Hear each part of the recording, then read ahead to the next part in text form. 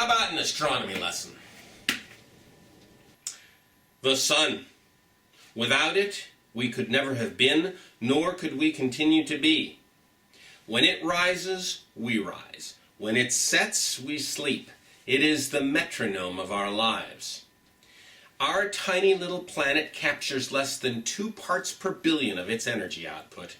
And yet that minuscule fraction drives our weather, our ecosystems, and our industries. The sun is 93 million miles away, and yet we can see it as an object in the daytime sky. That's because it's 1 million miles in diameter. And we can feel its heat if we stand out on a nice summer's day. That's because its surface temperature is 5,000 degrees C. In other words, the sun is really hot, really big, and thankfully, really far away. How do we know that the sun is 93 million miles away? How could you measure something like that? We can't use a big tape measure. You can't bounce radar signals off the sun. So how do you know? In the year 270 BC, Aristarchus of Samos used this cute trick. Here we see a picture of the Sun-Moon-Earth system. If the moon is exactly half as viewed from the Earth, then the Sun-Moon-Earth angle is exactly 90 degrees. And if both the sun and the moon are in the sky at the same time, then we can directly measure the angle between them. It turns out that the distance from the Earth to the sun is equal to the distance from the Earth to the moon divided by the sine of that angle. Aristarchus measured that angle as about 3 degrees, which is wrong by a factor of 20 or so. And so he calculated the Earth-Sun distance to be about 19 times the Earth-Moon distance, again off by about a factor of 20. Aristarchus found that angle very difficult to measure. Aristarchus used several cute tricks based on the geometry of a lunar eclipse in order to calculate the distance from the Earth to the Moon. One of those tricks was this.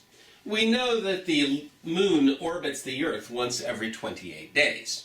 We also know that it spends only about 3 hours in the shadow of the Earth during a lunar eclipse.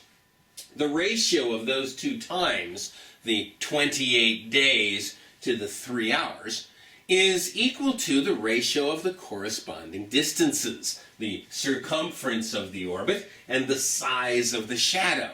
But we know that the size of the shadow is roughly the size of the Earth's diameter, which means we can express the circumference in terms of Earth diameters.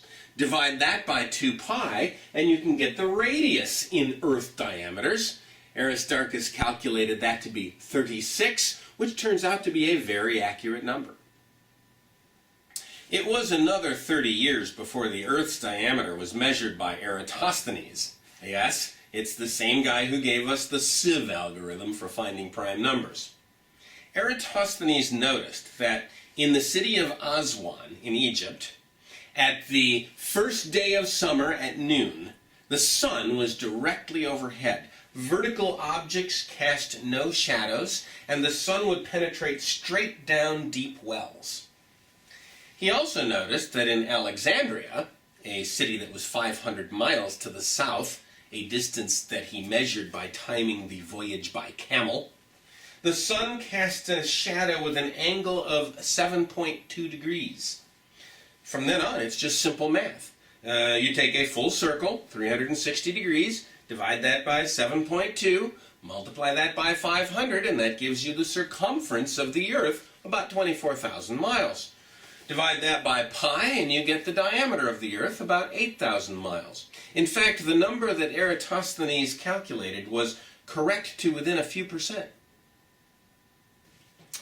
And so, with just 5 measurements, 2 angles, 2 durations, and 1 camel-measured distance, these guys, 2,300 years ago, calculated the scale of the solar system. They got the diameter of the Earth almost perfect. They got the distance from the Earth to the Moon pretty close, 285,000 miles. It's closer to 250. And they got the distance from the Earth to the Sun. Well, that one they missed by a factor of about 17. They said it was 5.4 million miles, and of course we know it's 93 million miles. But I'm not going to fault them for that. And there's nothing wrong with their procedure. Their technique was just right. It was just some of the measurements were hard to make for guys without tools. In fact, those measurements weren't bettered until the year 1630.